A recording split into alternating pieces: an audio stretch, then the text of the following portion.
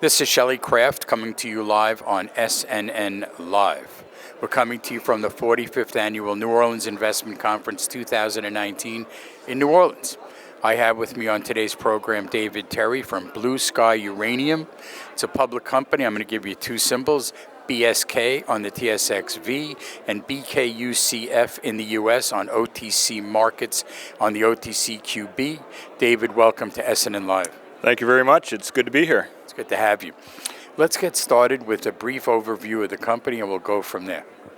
Okay, Blue Sky has got a district-scale land package in southern Argentina in the Patagonian region that it's exploring for uranium and vanadium. There's a ancillary uranium or vanadium that is associated with the uranium, but we're working away on that.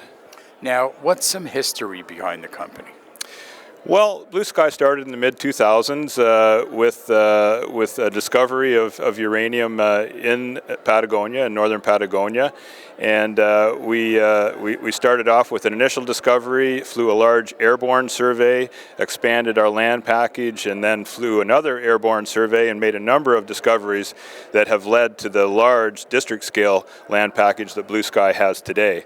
In 2017, we made an initial discovery of a deposit, and we've advanced that through two resource estimates and just completed a preliminary economic assessment earlier in 2019. So you're at the exploration stage.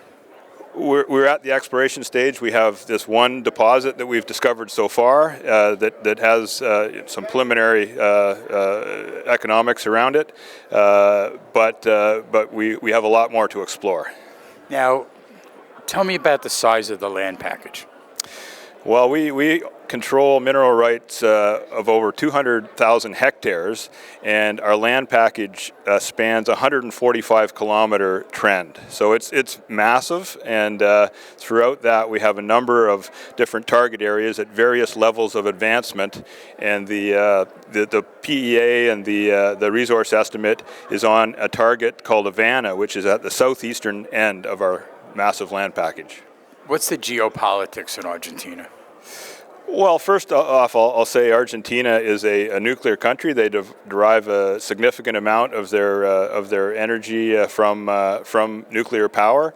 They've got 3 nuclear power reactors that are in production right now, and they're building a 4th one. So they're committed to nuclear energy, and they've also come out and publicly said that they want to foster domestic uranium mining. So on the nuclear and uranium mining side, they're very supportive of us.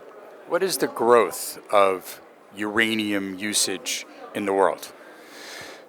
Well, it's forecast to grow significantly as we move into the mid-2020s. There's a number of new reactors that are being built in places like China and India and that sort of thing. So there's going to be demand growth as we move into the next decade. And as well, there's several operating uranium mines that are in existence today that are expected to be exhausted over that time frame as well. Does pressure on fossil fuels benefit nuclear usage? Well, it certainly should. Nuclear energy is one of the low-carbon, green sources of baseload power that has significant potential for expansion in many areas of the world. What's your background? I'm a geologist, so I am involved with going out and looking for minerals. I work on gold projects and uranium, and general geologist. So as a geologist, let me ask you, is vanadium usually found where you have uranium?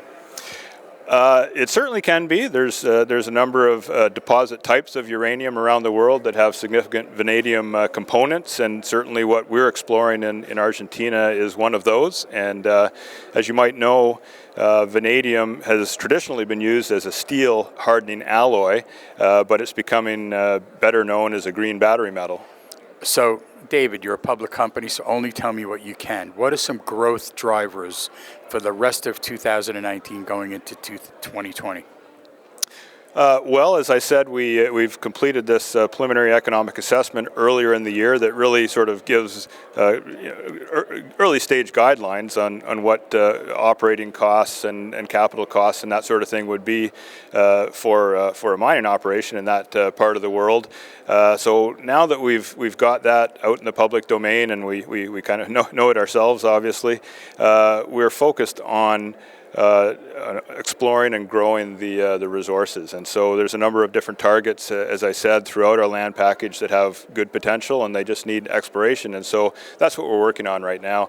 We're doing the preliminary work ahead of drilling programs to target the best opportunities for us to discover additional resources.